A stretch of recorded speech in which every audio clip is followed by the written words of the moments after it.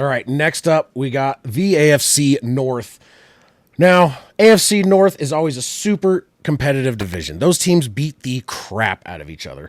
And somehow the Steelers always have a non-losing record, which in my opinion has kind of hurt them in finding their quarterback of the future. But we'll see what happens this year. But this year, with regards to fourth place, I'm going to go ahead and say it's going to be the Browns. Now, the reason I'm going with the Cleveland Browns is they really have zero answer at quarterback. They drafted guys this year, and it could get interesting. They have some solid players. Yes, I think they're still a little dysfunctional, and I'm not sure they've really found their way past that Deshaun Watson trade. We'll see how it's going to go. Don't have a ton of faith in them. They could prove me wrong.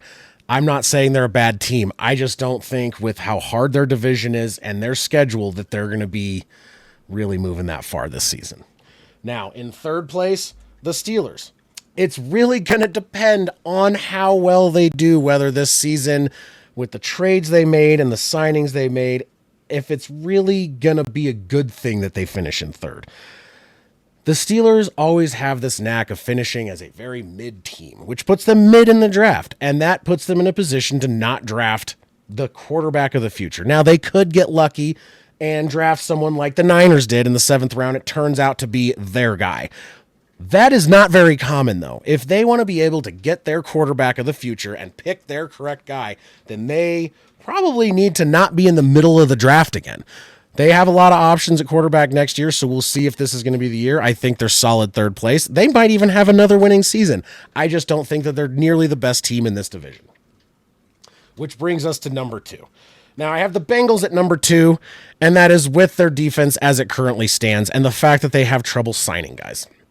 Now they have just an amazing offense. Their offense is absolutely stellar. If their defense can step up a little bit this year, then they have a real chance of being a major contender. And that's really going to be the question mark.